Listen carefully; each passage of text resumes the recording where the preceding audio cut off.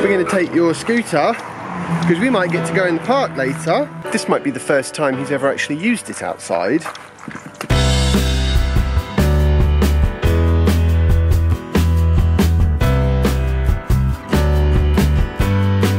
We're on the way to see my old headmaster. Woo! And his son, who's a very good school friend of mine, and his family. So I'm looking forward to this. I'm a little bit scared. I think everyone's a little bit scared of their old headmaster. That's not what we're talking about today.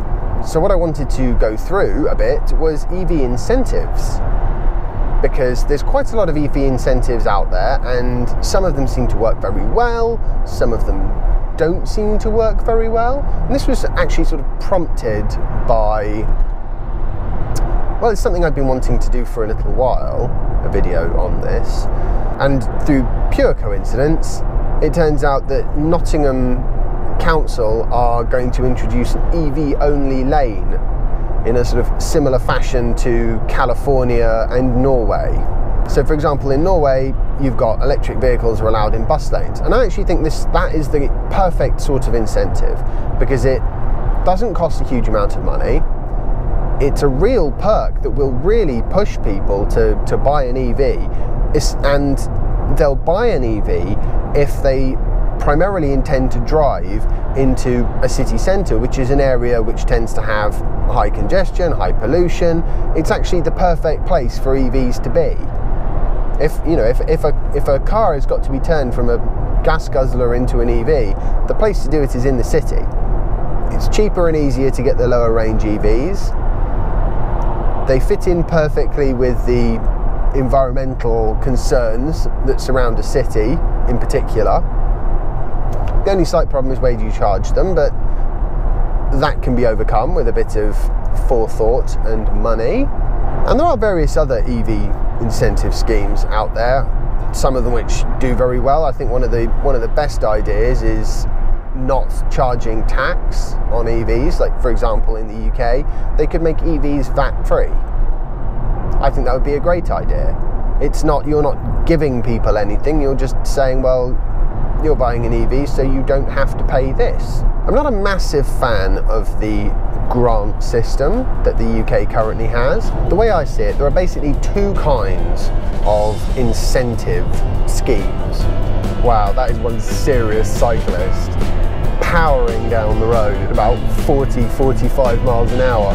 So the first kind of incentive are what I consider to be the enabling incentives. These are things like basically the UK government grant. They don't really encourage people to buy an EV because of that. What they do is they make EVs close enough to the petrol and diesel equivalent price. And the problem with these sorts of incentives is that they cost quite a lot of money. They don't actually encourage people to buy EVs, and if you're not careful, they wind up actually being a little bit of a perk for the manufacturer rather than actually reducing the price that gets charged for the vehicle. Time for a walk down memory lane. Ready to go? Yes! Come on then! Go on and Hey, yeah! Careful, don't go too quickly. Oh, you're going too fast for me. Careful! Careful!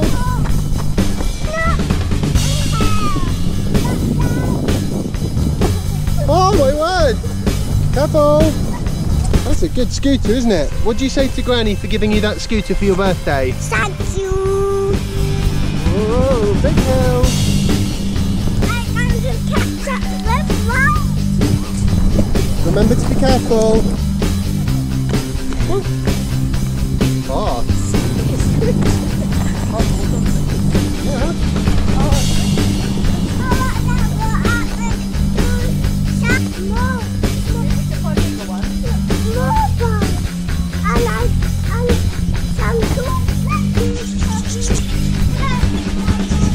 The second kind of EV incentives are generally cheaper and actually encourage people to drive EVs. Things like the scheme that Nottingham is doing, where they are encouraging people using their bus lanes, which is a great idea. And these sorts of things actually encourage people to buy the car.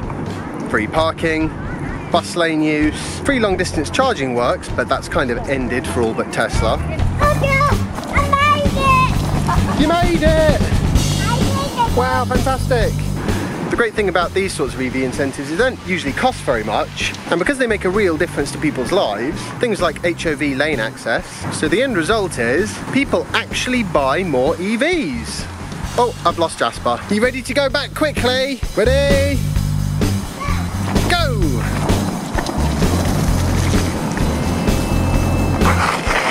Oh, so fast!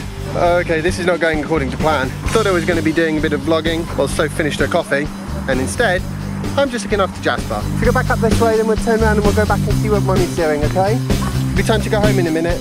Oh, yes.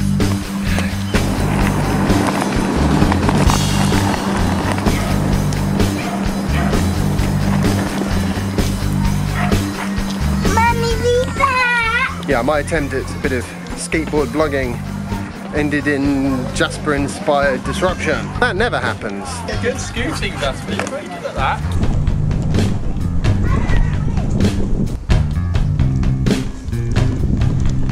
Right, we're gonna go see my parents. Which is fine, but there is one small problem. We might not have quite enough power to easily get home. Actually, what am I talking about? It's gonna be fine, luckily. I'm gonna give it a little bit of extra juice though.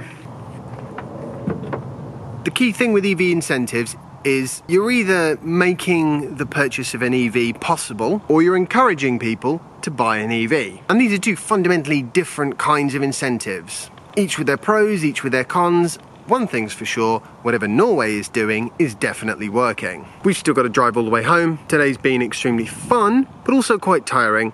So I think we're gonna make this a little bit of a shorter vlog post. Apart from anything, I need to try and get out a Geek Out TV episode, which is now a few days late because I haven't got round to finishing off the editing on it. So I hope you've all enjoyed today's vlog post. If you have, remember to like it and share it and subscribe if you haven't already. And I'll see you tomorrow for the next installment of my daily vlog. Bye.